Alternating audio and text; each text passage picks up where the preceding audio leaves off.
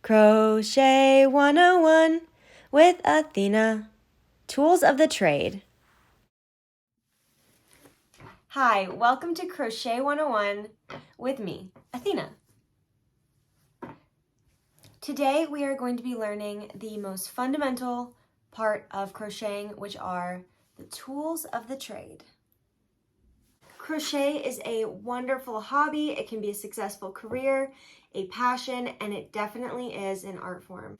Crochet is one of those wonderful skills that can either take a lot of money to start or practically nothing.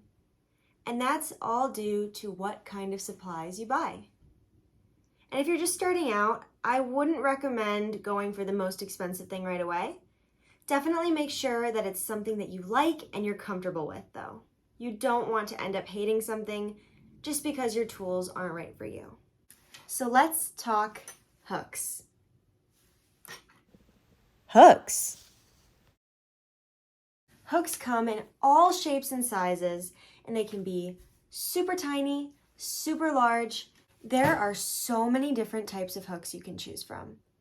Finding a hook is like finding your favorite pen in the sea of all the pens at the office store. There are different sizes, different shapes, and different materials. And the size is one of the most important things you can focus on because it will match to whatever yarn you're doing, or you can also get a little bit creative and you can have hooks that are a little bit big for your yarn and make sort of like a mesh pattern, or you can go smaller, but I would recommend starting out going with the hook size that matches your yarn. Yarn. There are so many types of yarn that you can use. This is one of my favorite cottons that I have. It's Peaches and Cream. It's really affordable. So if you're starting out, this is also the same as Lily's Sugar and Cream yarn. Cream and Sugar?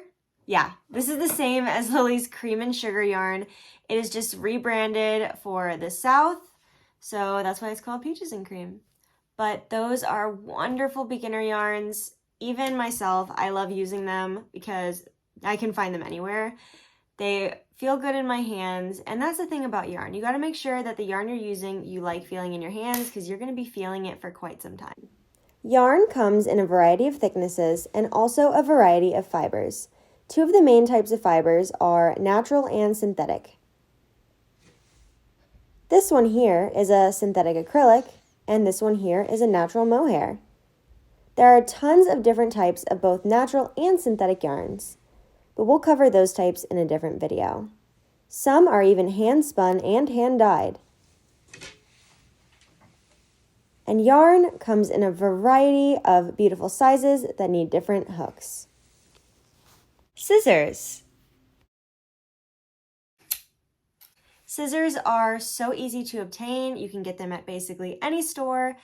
You can even use your kitchen scissors at home, but I recommend something like a pair of fabric scissors.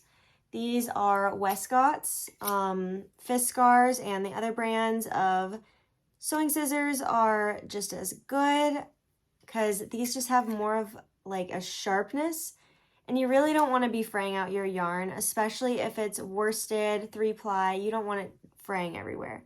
So you want to try to get sharper scissors if you can, but if you can't afford it at the moment, normal kitchen scissors work just fine. Other stuff. There might be a few extra things that you could definitely use, but you don't quite need them in your very first projects or just beginning steps. You can always get them. They're great to have, but these are the little extras. These little things right here are stitch markers. And you basically take them in the yarn and you just kind of hook it onto it. But obviously this would be on a project. But you do that and it helps you, especially when you're making bigger projects and you need to count. That's another thing you're gonna need. You're gonna need this thing right here because crochet is literally just counting over and over and over. So if you like counting, yay, you picked the right hobby. And if you don't like counting, thank you so much for tuning in. Next week, we are going to be talking about hook and yarn size, what goes well together, as well as how to pick your favorite type of hook. Thank you so much again, and I hope this supply list is helpful. I did leave an actual written list in the description below, so please check that out, as well as some of my other videos. I will also be posting more tutorials from beginner to more advanced. So I'll see you soon, but until next time, happy making.